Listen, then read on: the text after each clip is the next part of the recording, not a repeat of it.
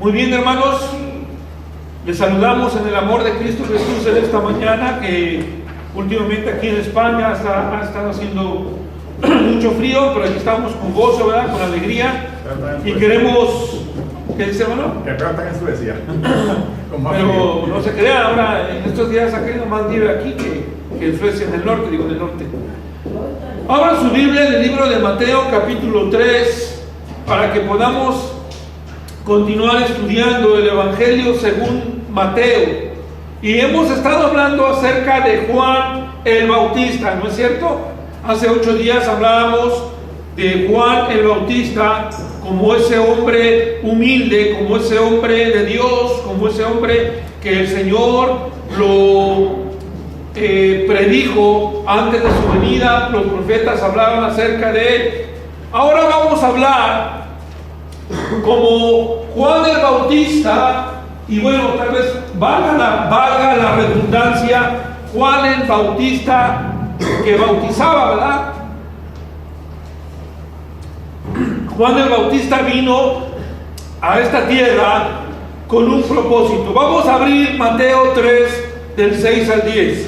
Matthew 3 from 6 to 10. Dice así la palabra de Dios en el libro de Mateo capítulo 3 del 6 al 10. Y eran bautizados por él en el Jordán, confesando sus pecados. Al ver él que muchos de los fariseos y de los saduceos venían a su bautismo, les decía: generación de víboras, ¿quién os enseñó a huir de esta ira venidera?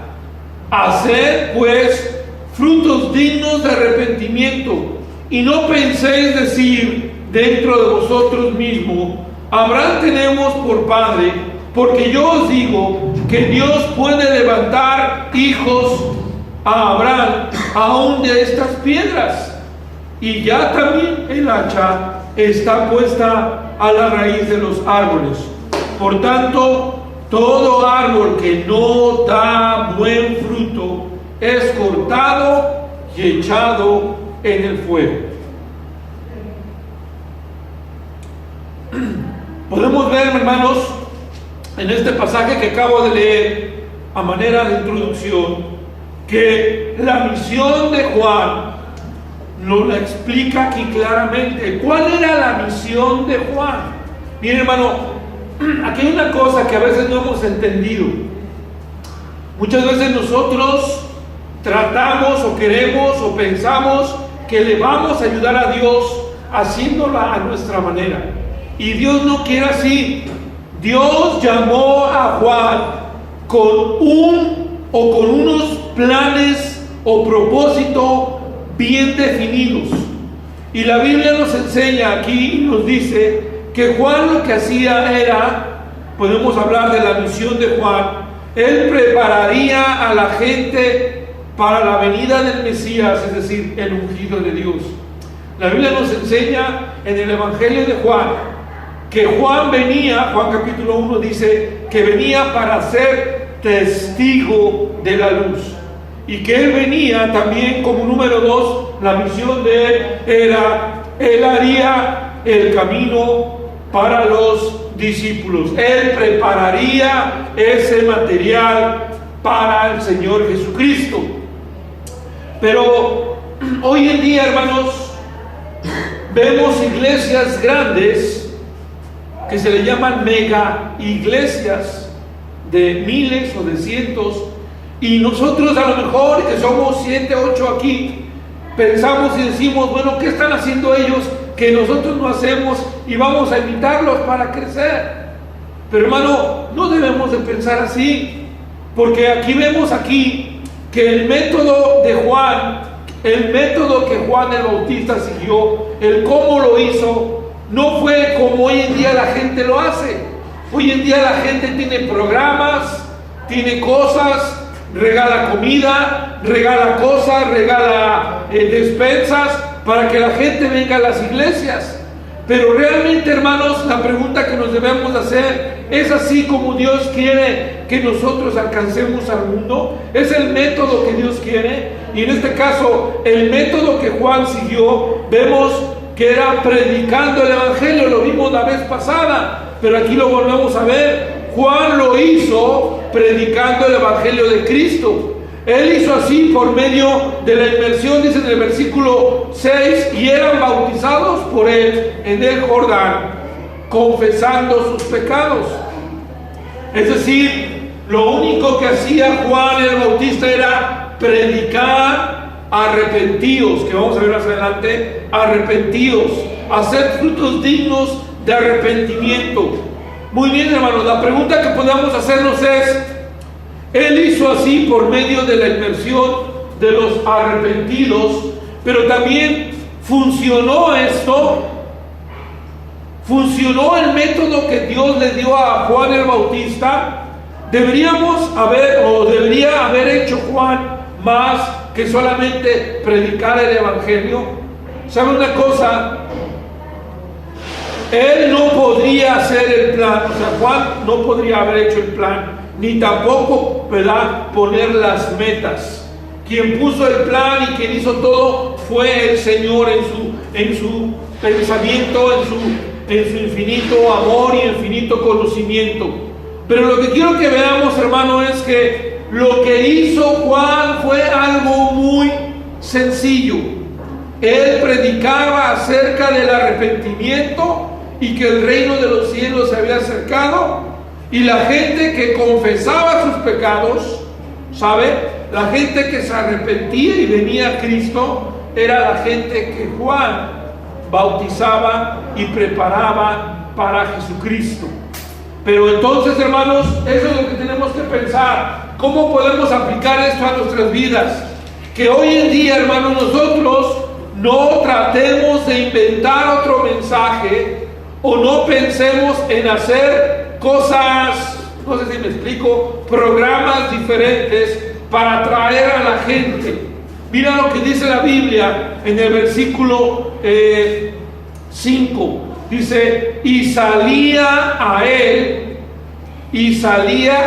Jerusalén y toda Judea y toda la provincia de alrededor del Jordán. La gente venía a él, hermanos. Vamos a ver que entonces ahora, ¿cuál fue la respuesta de la gente? ¿Cómo respondió la gente? A ver, estamos diciendo que el método que Dios le dio a Juan fue: predica acerca del arrepentimiento. Y la gente que se arrepienta, inmérsala, bautízala. ¿Sabe? Podríamos pensar hoy en día, pero eso es muy sencillo. Pero a la gente no le va a gustar. A la gente no le gusta que le digas: arrepiéntete, pecador, ven a Cristo Jesús. Lo sabemos, ¿no, hermanos? Pero ese es el método, esa es la manera que Dios quiere que nosotros compartamos a la gente. Ahora vamos a explicar ahorita qué es eso de arrepentidos.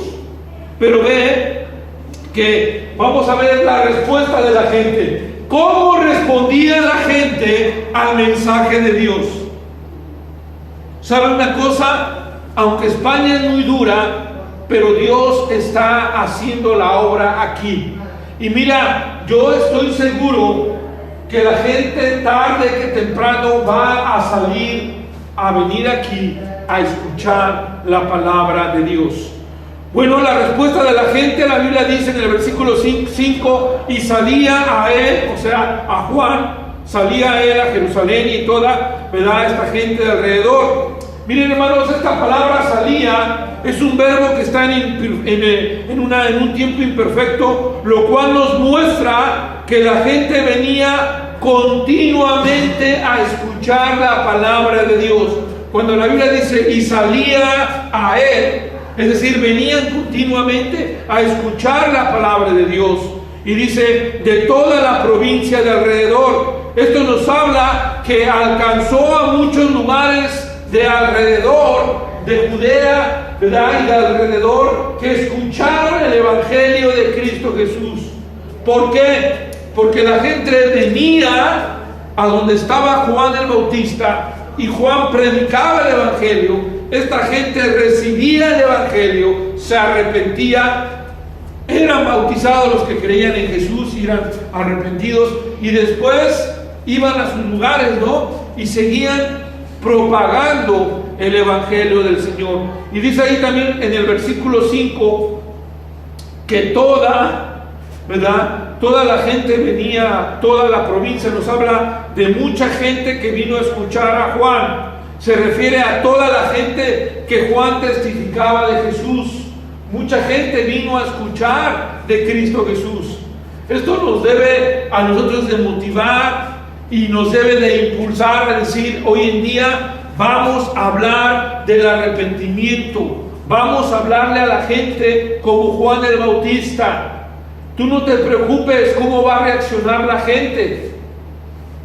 Ese es el mensaje, y el mensaje no ha cambiado. Si vamos al Antiguo Testamento es el mismo mensaje. Tenemos que decirle a la gente: arrepiéntete de tus pecados. Ahora, también dice la Biblia en el versículo 6: y eran bautizados por él en el Jordán, confesando que sus pecados. Eran bautizados por Juan el Bautista del Jordán.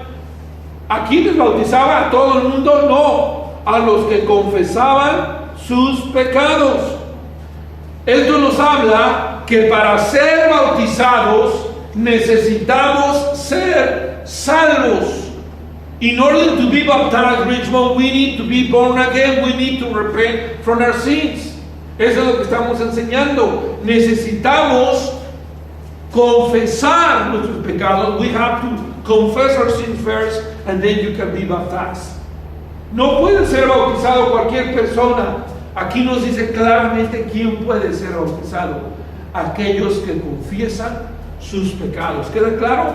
Ahora bien, dice la palabra bautizar o bautizaba significa inmersión, significa bautizar, significa también que esta gente estaba muriendo al viejo hombre y estaba poniendo el nuevo hombre. Cuando nosotros nos bautizamos, estamos simbolizando lo que ya hicimos en nuestro corazón. ¿Qué hicimos? Hemos confesado nuestros pecados, le hemos dicho a Dios: Señor, soy un pecador, reconozco mi pecado y ahora quiero que me hagas una nueva persona.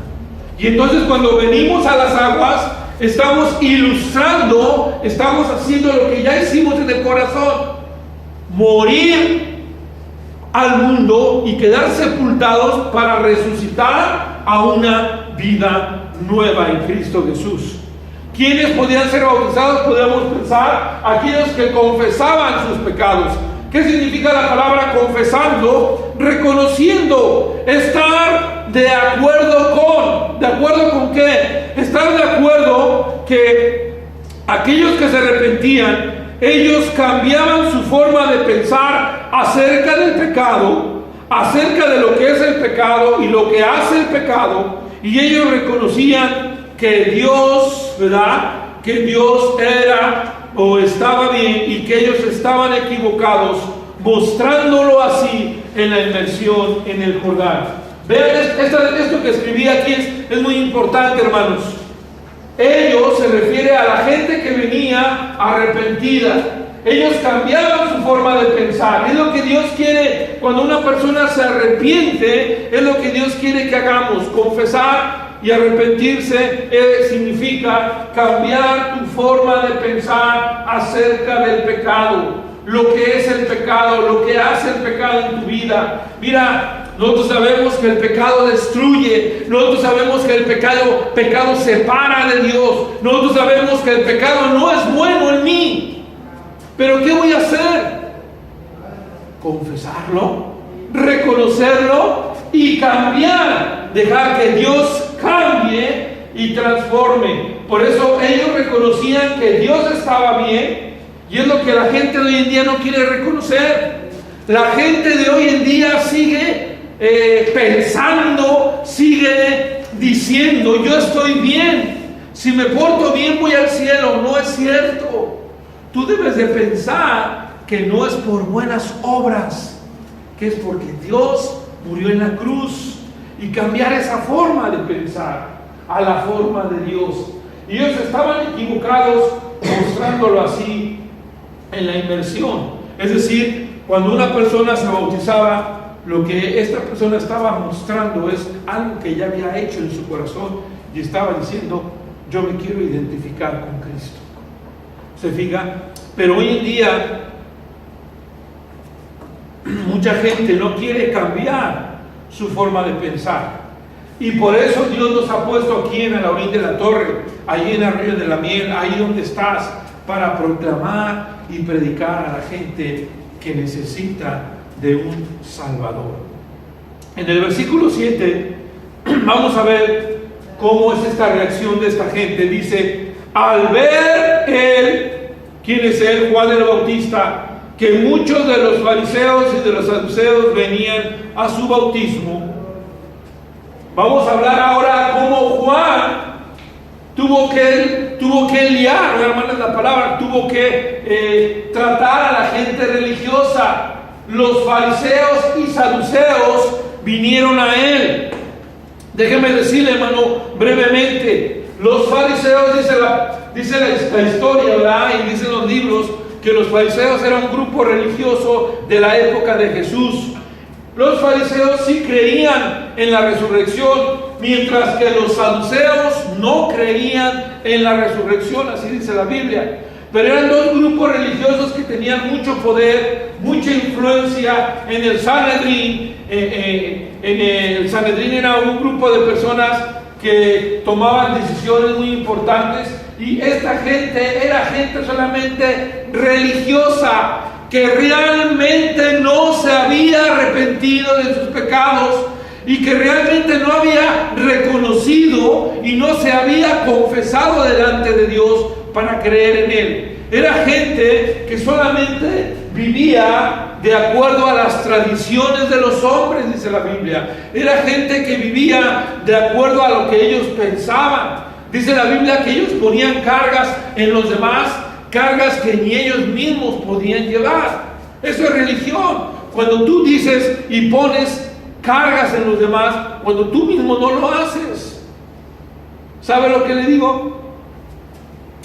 Gloria a Dios que nuestro Señor Jesucristo, nuestro gran líder, maestro, pastor, que es Jesús, lo que dijo, lo hizo. ¿Sabe? Lo que Él predicaba, Él lo hacía, y es un gran ejemplo. Y no solamente esto, hermano, también vemos que ellos eran gente, esta gente era gente que observaba y que criticaba mucho. Los fariseos y saduceos siempre estaban como en cacería. ¿Me explico, hermanos? Siempre estaban buscando un error de Jesús. Siempre. Y la gente hoy en día, hermanos, la gente religiosa, la gente que no conoce de Cristo, la gente que no ha nacido de nuevo, así es muchas veces. Es gente que te está observando y que te está criticando mucho. No hace nada, pero está viendo y está criticando. Y luego sale y te dice: ya ves, y eso que eres cristiano. Ya ves, y eso que tú lees la Biblia. Y te está apuntando como el enemigo y te está criticando. Así eran los fariseos. Así eran los saduceos. Pero vean cómo los maneja Juan el Bautista. Dice en el versículo 7 que al ver a estas personas, que eran muchas, que venían a él, y venían, muchas veces querían ser bautizadas, pero Juan los paraba y les decía: hey, ustedes no pueden ser bautizados porque necesitan confesar sus pecados, necesitan arrepentirse, necesitan dejar la religión. Pero hermano, para eso se necesita valor, se necesita estar lleno del Espíritu Santo para enfrentar a esta gente. Y Juan el Bautista les dijo así: qué fuerte, dirían aquí en España, hermanos. Juan el Bautista les dijo: generación, versículo 7, generación de víboras. Wow. Wow, hermana. Imagínese que usted le diga a un vecino religioso: tú eres una generación de víboras. Mira, cuando yo hace tiempo escuché primeramente esta expresión, generación de víboras, siempre yo sabía que era algo muy fuerte, pero realmente no lo había estudiado como ahora lo he estudiado, y tiene mucho significado. Esto no era solamente para, si tú lo quieres pensar así, para ofender, no. Esto era una gran verdad acerca de los saduceos y de los fariseos de aquella época. acerca de la gente religiosa de hoy en día también. Porque la palabra generación aquí significa eso que produce o que hace nacer algo, o que nace. Entonces, y víboras, aquí cuando habla de estas víboras, habla de un animal amarillento, de color amarillo, con manchas, ¿verdad?, oscuras, de entre 2 o 5 pulgadas de largo, y con un veneno de muerte, muy maligna, muy poderosa, ¿verdad? Y los fariseos, dijo un hermano, los fariseos y saduceos fueron producto de víboras. Es decir, lo que ellos producían eran otras víboras, ¿verdad? Eso es muy fuerte. Ellos, en vez de producir cosas buenas, lo que estaban promoviendo o produciendo y se estaban multiplicando era ¿qué? Hacer más víboras, hacer más gente que solamente muerde y mata, ¿sí? No era nada bueno. ¿Sí me explico, hermanos? Qué interesante lo que Juan el Bautista, Dios le revela y lo dice: ustedes son generación de víboras, víboras que producen otras víboras. Qué fuerte. Hoy en día el religioso es así. El religioso, claro, se está multiplicando y está produciendo ¿qué? Otras igual que él. Pero vean la pregunta que dice ahí mismo en el versículo 7 que hace Juan el Bautista: ¿quién os enseñó a huir de la ira venidera? ¿Quién os enseñó a huir de la ira venidera? Aquí la palabra enseñó significa apuntar privadamente con el dedo o dar entendimiento. Juan el Bautista le está diciendo: ¿quién les enseñó a ustedes? ¿O quién les dijo que apuntaran con el dedo? ¿O quién les dijo a ustedes que dieran ese conocimiento o dieran ese entendimiento cuando ustedes mismos no lo saben? ¿Quién les enseñó? ¿Quién les enseñó a apuntar? ¿Quién les enseñó a dar ese conocimiento? Y dice, y a huir de la ira venidera. Huir significa tomar vuelo, correr. Ira significa tomar revancha o matar. Y venidera es estar cerca. Esto nos habla de la idea de huir del campo, como las víboras lo hacen cuando va a venir la siega. Esta es la idea. Sabemos, hermanos, que el juicio de Dios va a venir, ¿vale? Y dice aquí Juan: ¿quién les enseñó a ustedes a huir de la ira venidera? Y la respuesta sería Dios. Pero ¿saben una cosa? Esta gente era gente solamente religiosa que no se quería arrepentir. Y por eso versículo 8, muy importante, vamos al versículo 8. ¿Qué les dice Juan? Hacer pues frutos dignos de arrepentimiento. Hacer significa formar o traer al frente, o hacer. Esto tiene la idea de hacerlo continuamente, más que una acción completa y finalizada. Es decir, tú vas a hacer frutos dignos de arrepentimiento no solamente una vez, sino es una acción continua de todos los días, de estar formando o haciendo o trayendo a la vista de Dios esos frutos dignos de arrepentimiento.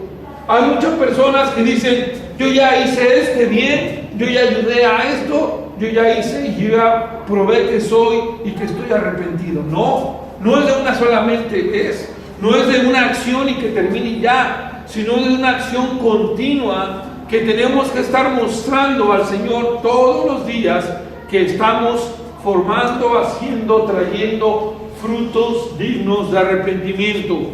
¿Qué son los frutos? Pues es eso que se ciega, es eso que se recoge de la siembra, es decir, es el resultado de... Vean lo importante: si tú te has arrepentido, ya, si tú te has limpiado en Cristo Jesús, entonces tú vas a poder mostrar frutos. Pero una persona que no da fruto, que no da evidencia, no puede decir que se ha arrepentido, porque no hay resultados, no hay frutos. Y estos frutos, dice la Biblia, que tienen que ser frutos dignos. Dignos significa valiosos, de un valor igual. Algo, ahí se me fue una mala, puse alfo, pero es algo que es ganado porque se merece. Aquí está hablando de las obras, son igual, y que es un hecho de tu arrepentimiento.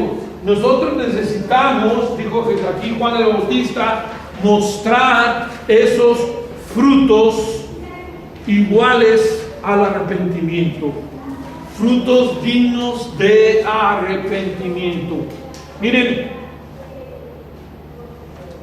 la Biblia enseña que arrepentimiento no es remordimiento, Arrepentimiento es algo profundo y es una decisión en la cual tú tomas y reconoces que estás mal delante de Dios y das media vuelta y cambia tu forma de pensar del pecado, como lo dije hace rato, y cambia tu forma de ser, y que vienes ahora a Cristo Jesús. La Biblia enseña, por ejemplo, en el libro de Hechos, que cuando la gente, dice la Biblia en Hechos 2:37, si no mal recuerdo, que al oír su palabra, dice la Biblia, que fueron compungidos de corazón. O sea, se arrepintieron. Esa palabra compungidos ahí significa que sus corazones fueron rasgados, o sea, fueron sacudidos, fueron cambiados, movidos por el Señor. Y cuando eso pasa, entonces hay un cambio en tu vida y hay un resultado por ese cambio, ¿vale? Y esa gente que se compujo de corazón, o sea, que se arrepintió de corazón, dice la Biblia, más adelante en el versículo 41, 42 dice la Biblia que se bautizaron. Y dice la Biblia que los que se añadieron a la iglesia fueron más de 3,000 personas, ¿se acuerdan? Está en Hechos 2. También la Biblia nos enseña, si lo quieren apuntar, aquellos que apuntan en el libro de Joel, capítulo 2, nos habla mucho acerca de ese arrepentimiento genuino y de cómo la Biblia describe que si tú estás realmente dolido, pero que realmente tú te has arrepentido, tienes que mostrarlo y tienes que venir al Señor con este corazón, ¿verdad?, que está totalmente cambiado. Y la Biblia nos enseña eso en el libro de Joel capítulo 2, lo puedes leer en tu casa, y nos habla de que nosotros debemos de venir así al Señor con un corazón contrito y humillado. Pero también, hermanos, vamos a ver lo que dice más adelante en el versículo que sigue, en el versículo 9, y vamos a ver la excusa de los fariseos. ¿Cuál es la excusa de los fariseos y saduceos? Hoy en día, escucha esto que te voy a decir, hoy en día cuando tú le dices a una persona, arrepiéntete, cree en el Señor, o te toman de loco, o te dicen, no, yo soy católico, yo voy a misa todos los domingos, ¿saben? Se quieren justificar, se quieren amparar bajo algo. También los fariseos y los religiosos de aquella época, hermano, también se amparaban y decían, dice el versículo 9, y no penséis decir dentro de vosotros mismos, a Abraham tenemos por padre.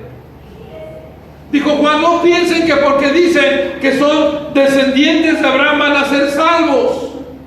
No pienses que porque tu familia, o tu papá o tu mamá fue pastor o fue sacerdote, tú también vas a ser así o tú vas a ser salvo. No, hermanos. Para empezar, sabemos que la salvación es individual. La Biblia dice en el libro de Ezequiel, el alma que pecare, esa morirá. No dice la familia que pecare. No es por grupo, no es por un todo, sino es individual. Ahora bien, hermanos, dice en el versículo 9, y no penséis decir dentro de vosotros mismos, Abraham tenemos por padre. ¿Esto qué significa? No pienses, o sea, no aparentes, o no des una opinión, o no tomes no formes un estimado, ¿verdad? Es lo que le está diciendo Juan, no te estimes o no pienses, no estimes tú ni formes una idea, un pensamiento que no es. Hoy en día la gente es lo que hace, se forma, se estima una idea, un pensamiento y dice, yo voy al cielo porque yo doy mucho dinero en la iglesia. Yo voy al cielo porque yo soy hijo de... ¿Sí? Y esto hermano, significa, o se puede entender así. Te voy a poner un ejemplo para que lo entiendas mejor. Los fariseos decían, a Abraham tenemos por padre. Esa es la idea que se hacía. Pero dijo Juan el Bautista, eso no te va a salvar. Hoy en día, cuando ahí en la calle un gendarme, un policía, detiene a un niño pijo, como dicen por ahí, un niño rico, y lo detiene y le dice, te voy a llevar a la comisaría o a la policía porque has infringido la ley. ¿Qué hacen muchas veces estos jovencitos? Mi padre es el presidente de no sé qué, mi padre es el jefe de la policía. Y piensan que por eso, ¿qué, hermanos? Quedan, ¿qué? Limpios, quedan, ¿verdad? Los exoneran de ese error y ya está ahí todo solucionado. Eso es lo que significa lo mismo así aquí con este pasaje, hermanos. Pongan atención. Los fariseos decían, a Abraham tenemos por padre. ¿Y eso qué? Vean lo que ponemos aquí en las notas, vamos a ver. No pensemos así, hermano, también nosotros. No nos hagamos religiosos y no digamos, Jesús ¿qué?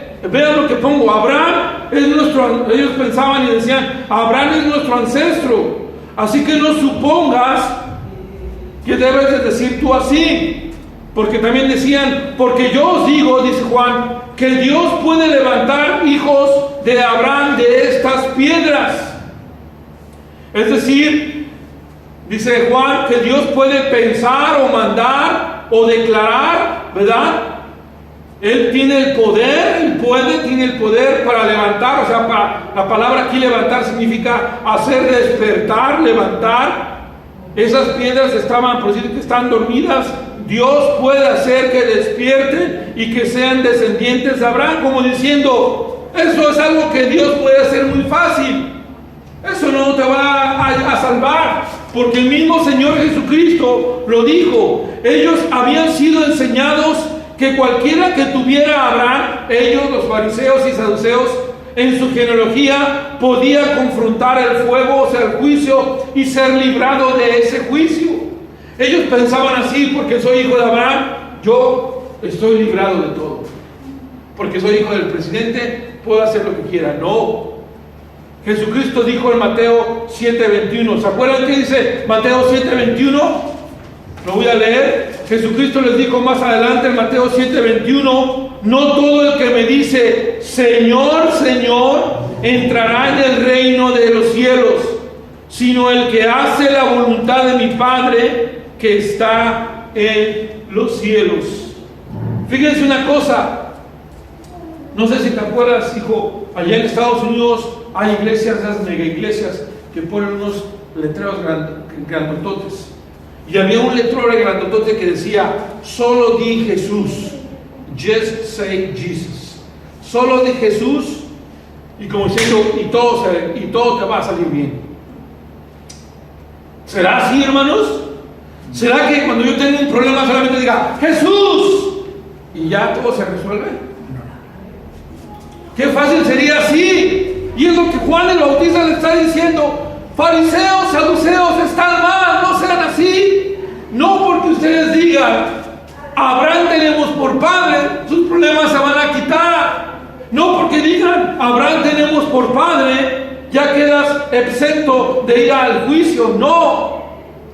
Juan el Bautista les dice ahí claramente, porque yo os digo que Dios puede levantar a hijos a Abraham aún de estas piedras.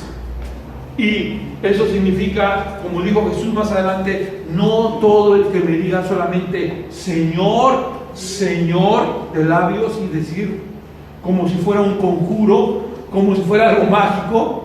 No todo el que diga Señor, Señor, sino que ¿qué? Sino que se arrepienta, ¿verdad?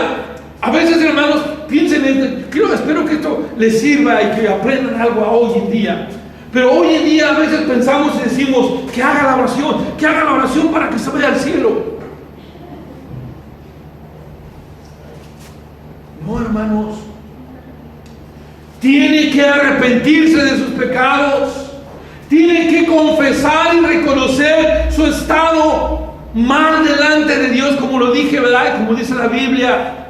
Déjenme decirles una cosa. Comencé diciéndoles que el método de Juan el Bautista, ¿cuál era? Arrepentidos. Y los que se arrepentían eran, ¿qué? Bautizados, ¿no? Esa era su misión de Juan, ¿sí o no? Que Dios le había dado y lo hacía.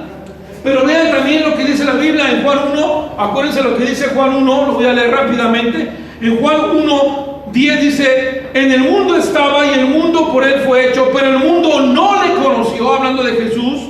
A los suyos vino y los suyos no le recibieron. Si pensamos que hablar de Cristo es fácil, no es fácil. Cuando Cristo vino a la tierra, el mundo no le conoció y los suyos no le recibieron. Qué duro, ¿no? Lo dice la Biblia. Así que yo no voy a esperar que la gente de hoy en día, sus amigos de mis hijos, tus amigos, sean fáciles para el Evangelio, porque el mundo no lo conoce. Por eso yo le tengo que hacer conocer, ¿cierto o no? Y el mundo que lo rechaza, los suyos no le recibieron. Pero vean el versículo 12 que dice: mas a todos. Gloria a Dios por ese pasaje, hermano Pepín. Mas a todos. Es decir, va a haber gente que continúe conociendo del Señor, más a todos. Gloria a Dios por ese más a todos. Porque hoy en día hay gente que recibe su palabra, que se arrepiente. Es cierto, el mundo no le conoció. Es cierto, los suyos no le recibieron, dice la Biblia, pero más a todos los que le recibieron. Amén.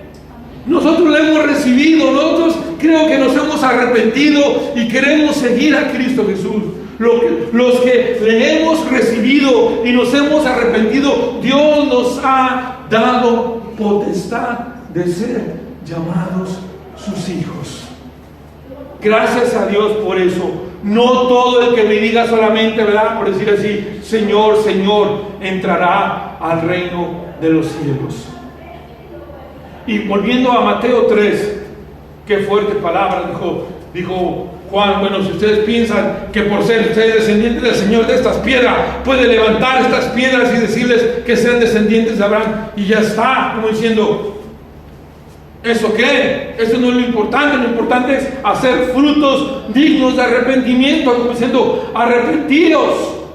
Pero vean qué fuerte termina en el versículo 10, el tiempo del juicio. Hermanos, cuando en la Biblia habla acerca de fuego, sí, simboliza el Espíritu Santo, pero también fuego es símbolo de juicio. ¿Para qué sirve el fuego? Cuando tú pasas el metal, oro, plata, XZ, por altas calderas de fuego, ¿qué hacen con ese metal precioso? Lo purifican, lo limpian. ¿Vale?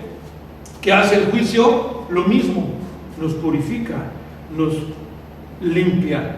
El juicio de Dios. El tiempo de juicio está hablando el versículo 10. Y ya también la hacha está puesta a la raíz de los árboles. Versículo 10, la primera parte. El hacha, hermano, significa aquí que ya está lista para derribar, para cortar. Les dijo Juan, ya está puesta el hacha, desde la raíz lo va a cortar. Raíz, la vida que lo sostiene, ¿verdad? El fundamento, la raíz. Esa es una señal visible de intento de destruir el árbol. Dios está diciendo, Juan, por medio de Juan el Bautista, voy a destruir ese árbol. En este caso, os voy a destruir a vosotros si no os arrepentís.